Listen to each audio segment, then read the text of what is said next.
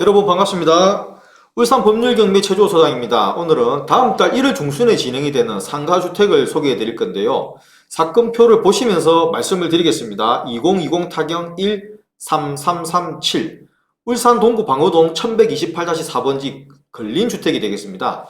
경매 사건과 물건 내역을 말씀드리기 전에 제가 울산 법률경매 네이버 블로그에 적어놓은 코멘트를 잠깐 읽어보면요.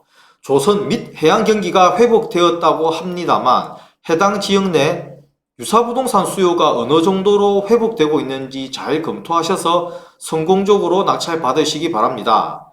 주택 부분이 상당 비율 혼재되어 있으므로 기존 주택 보유자분은 세제 및 대출 등에 있어서 차질 없도록 점검하셔야 합니다. 라고 되어 있습니다. 자, 계속 보시겠습니다. 감정가는 6억 5,953만원, 최저가는 4억 6,167만원, 매각일은 2022년 1월 12일입니다. 매각되는 물건을 특정 짓겠습니다. 토지는 2종 일반 주거 지역 내에 있는 대지 64평, 인근에 화암중학교가 있습니다. 그래서 상대 보호구역으로 지정이 되어 있기 때문에 실입주하셔서 사업을 영위하실 분은 해당 사업과 화암중학교 상대 보호구역이라는 부분이 충돌하는 부분이 없는지 확인하시기 바라겠고요. 건물은 106평입니다. 등기된 건물은 주로 철근 콘크리트 구조입니다. 1996년도 5월달에 준공이 되었고요.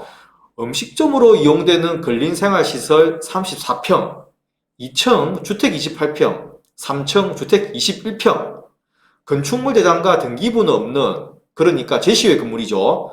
매각에 포함이 되는 경량철골조 건물 22평이 있는데요. 주로 1층 음식점 영업을 위해서 부수되는 역할을 하고 있는 것으로 보여집니다. 화암중학교 남동측 인근에 있는 경매 부동산이고요. 울산 법률경매 밴드에 보시면은 제가 법원 감정평가서 사진을 올려놨는데 보시겠습니다. 해당 물건이 되겠습니다. 1층 근생, 2층, 3층 주택 계속 보시겠습니다. 좀 이따가 위치, 입지 다시 한번 설명을 해 드리겠고요. 땅 모양이 이렇습니다. 그리고 건물은 1층, 2층, 3층 각 특정을 이런 방식으로 짓도록 하겠습니다. 밴드 사진 보셨고요. 로드 뷰, 주위 환경 살펴보시면은요.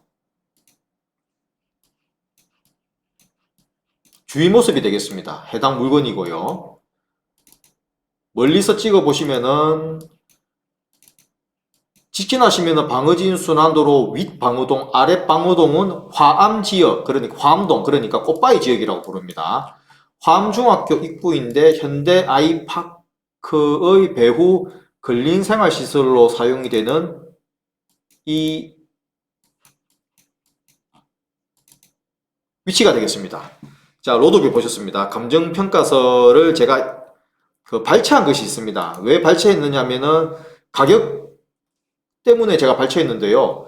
2020년도 11월 당시에 감정평가를 할 때 감정평가사분께서 본건 인근의 유사 토지의 경우 도로, 조건, 접근성에 따라서 제곱미터당 1제곱미터당 220만원에서 300만원 정도의 토지 가격이라고 적어 두었습니다. 그러면은 2020년도 11월 당시에 이 해당 부동산 인근의 유사 토지 같은 경우에는 평당 730만원에서 990만원 정도가 가격 수준이라고 볼 수가 있는데 해당 경매 물건 같은 경우에 한번 살펴보겠습니다. 가격을 살펴보시면은요.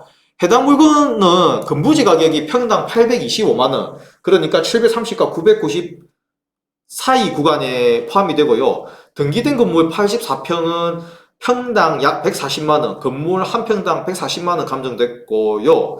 제시외 건물 22평은 다 합해서 1300만원입니다. 1300만원.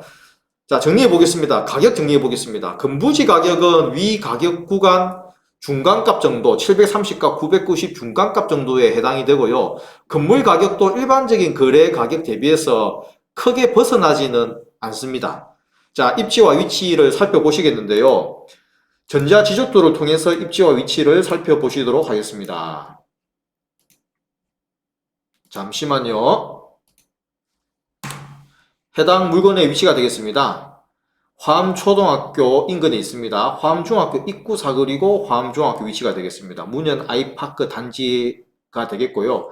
방어진 순환도로 토지 매입 방식으로 재개발 이루어지던 거 지금 계속 진행되고 있는지 모르겠습니다. 고가의 매매가 좀 많이 되던데요. 하여튼 윗방어동이고 아랫방어동을 화암동, 행정동으로 화암동.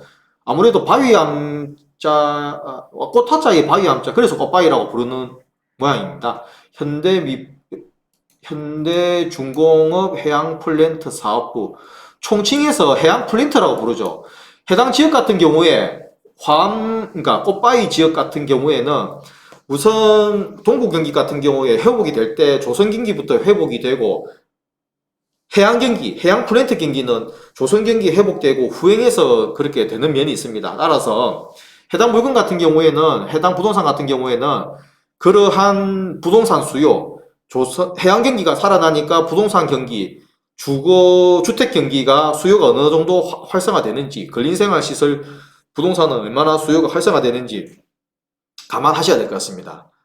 정리해 보겠습니다. 해당 경매 물건은요, 전체 가액 중에서 58%는 주택 부분입니다.